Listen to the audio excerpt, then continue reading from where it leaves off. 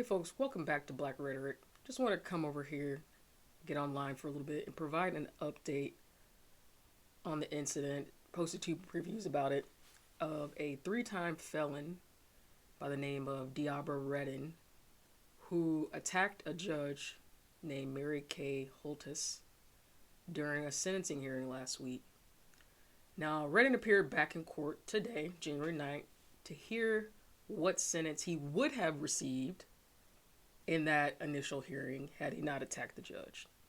One of the things I want to emphasize is the judge made it very clear that despite being attacked by Redden, despite the incident, despite a deputy and her law clerk being injured by Redden's actions, that the sentence she gave him that we'll see in this video is the same sentence she had planned to give him last week. She makes it very clear that she did not change her sentence despite the incident, and she even submitted her calendar for the day, which I assume she writes the sentence on, into evidence to make the proof available to anyone who wanted to see it. So in the video, Redden can be seen wearing a spit guard over his head. Of course, he won't be able to spit on anybody. Orange mittens, which this is as many trials and as much true crime as I've watched. This is my first time seeing the mittens, but the mittens are basically keep him from scratching, punching anyone around him.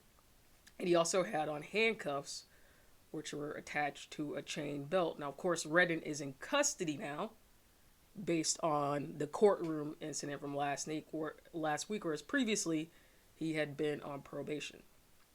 As we'll see in the video, the judge ultimately sentenced Redden to between 19 and 45 months. He's going to serve the 19 and 45 months as he doesn't have any time served for this offense previously. Maybe they'll count the couple days that he was in jail so far, but he has been sentenced to between 19 and 45 months in the custody of the Nevada Department of Corrections.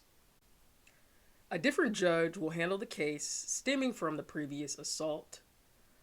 And from that assault, Redden now has 13 charges. Count them, 13 charges. So without further ado, don't forget to like this video, share it, and subscribe to the channel if you like my true crime commentary and culture commentary. Otherwise, I'll talk to you next time. Here's the video.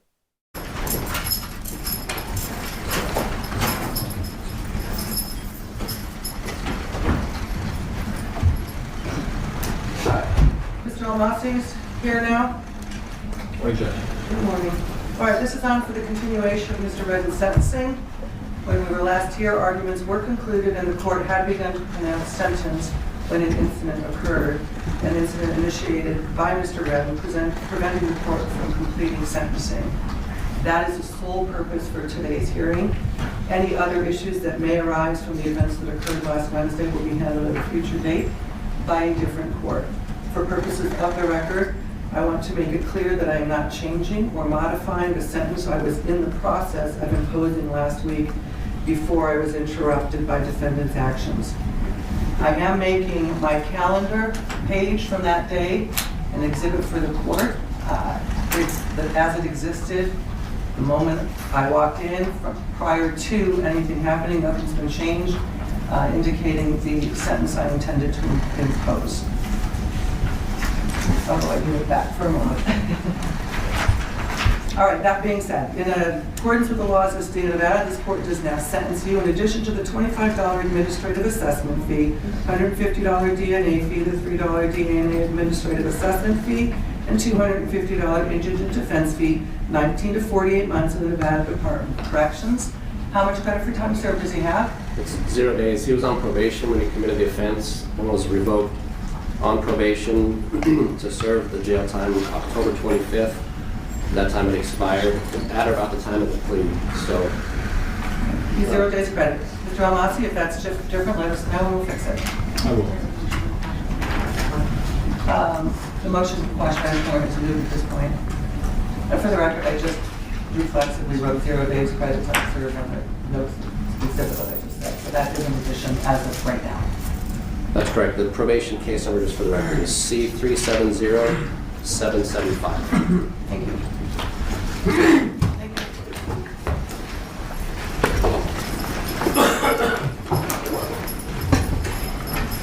33.